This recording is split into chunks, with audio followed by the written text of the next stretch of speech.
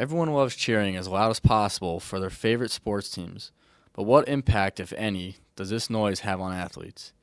ESPN contacted Penn State's own Micah Shepard to research the effects of crowd noise in some of the country's most well-known college arenas. Well, there was a project at Penn State last year and I guess 2 years ago where they did noise measurements at Beaver Stadium, and they were asked by the sports department to do these measurements. And my advisor at Penn State was kind of the head on that, and it got a lot of publicity, so a lot of people heard about it. And he got a phone call from the ESPN writer asking him about doing this story, and so he asked me to be the lead on this project. ESPN dictated what arenas we did. They gave us actually a list of 11, and one of the schools declined to participate, and so we had a top 10. As it turns out, most of these arenas are really complicated, so you have to kind of approximate things. We had to guess or approximate volume sizes, and when you have these curved ceilings, that can be a little bit difficult, plus the kind of angled seats. So we had to estimate the volume inside the arena, plus the surface area of all these surfaces. They had this article that was focused on noise, and every article in the Loud edition had some aspect of noise in it. And most of them were not technical. It was just, they were more just abstractly related to noise or sound. So we did a couple of just kind of basic measurements in the Bryce Jordan Center here, and also at the, I forget the name of the arena, the Peterson Center at Pitt. And we would bring in a kind of circular loudspeaker and put it in the room, and then take a microphone in other places of the room, and we'd measure basically how long it takes for the sound to build up in the room and then to die down in the room. Most arenas on the list were built well over 50 years ago. Jeff Fisher, Director of Marketing for Penn State Olympic Sports, offers an explanation as to why Penn State was left off this list. Remember, the BJC is not there for crowd noise. If you think about it, and this is nothing against the BJC was built to make sure Carrie Underwood sounded good. Think about that. So it's not there to make sure crowd noise stay, but it's acoustically better to make Carrie Underwood sound good. Number 1 was Kansas, and number 2 was Duke. Number 3 was New Mexico, and number 4 was Kentucky. So and those 4 were all pretty close. After that, I think was Illinois, Pitt, Kansas State, Oklahoma State, Florida, and Oregon. But in my opinion, we have no home court advantage at the BJC as compared to here. The rec hall of old, on the opposite side of the bench, your feet, I mean, people sitting on the floor are actually about 3 feet from the sideline. I remember a time when we played Indiana, and Bobby Knight said coming to Penn State is like coming on a camping trip. An arena such as Rec Hall or Cameron Indoor can create a very intimidating atmosphere, but large arenas still have the potential to be just as effective. I would say, especially in high-pressure games, I think it could be pretty dramatic. Especially, you go from high school to college, you can have a pretty dramatic increase, and the overall feel of playing in a big arena with screaming fans, I think is probably pretty significant. Although large arenas have a similar capacity to affect athletes, they lack a true old-school, intimate arena feeling.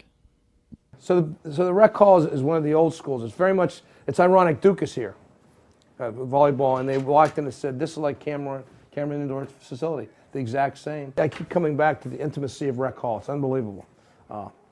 We now have Oklahoma out here practicing. We have other teams. We got teams walking through the hallway. You're right here. We're in the Jordan Center. I can get lost for 3 days and no one was ever there. The BJC is a little more difficult because they don't typically sell out. And when they don't, sometimes they don't even sell the top deck, so they'll put a curtain around it. So I don't know if I could really say in the Bryce Jordan Center. But I would say It's likely that some of the louder arenas, such as Duke or Kansas, would probably be on the level of a soft rock concert, like not soft rock, like not a mediumly loud rock concert, as opposed to a really loud rock concert. Let me tell you something. I saw the Beach Boys in Rec Hall. I mean, it was the worst sounding concert. I mean, put 7,000 people in Rec Hall on the floor watching the Beach Boys. We thought it was the greatest concert ever. I mean, I saw Gracie Slick. I mean, I saw some great concerts here. And it was, but that was not what was built for it. It was secondary. The stage used to be at the far end. They'd raise the stage up. We snuck in and saw many, don't tell that, but I mean, we saw many concerts here. But again, we didn't know the difference. I mean, we were just there listening to noise, but now Carrie Underwood, Bruce Springsteen, they bring Orson, they want to make sure they sound good. This was built as an athletic facility. The BJC was built as a concert facility, and that's the difference. The top 4 arenas were all really close, and so that was pretty exciting to see that's how it was. And the other exciting thing was we looked up into some old, some article written 5 years ago where they said, we measured these values and we say these are the loudest arenas. And our top 4 were 4 out of the 6 on their list. And what happens at BJC, it's so far away, you could put 8,000, 9,000 people in the BJC and it would seem like it's not very full because it seats 15,000. When Gene Cady came here from Purdue, and he almost literally walked out of the gym because the noise was so loud, his team was playing poorly, and the people behind him were not very kind to him. Of course, Gene Cady had a bad hairpiece back then, so they made fun of him.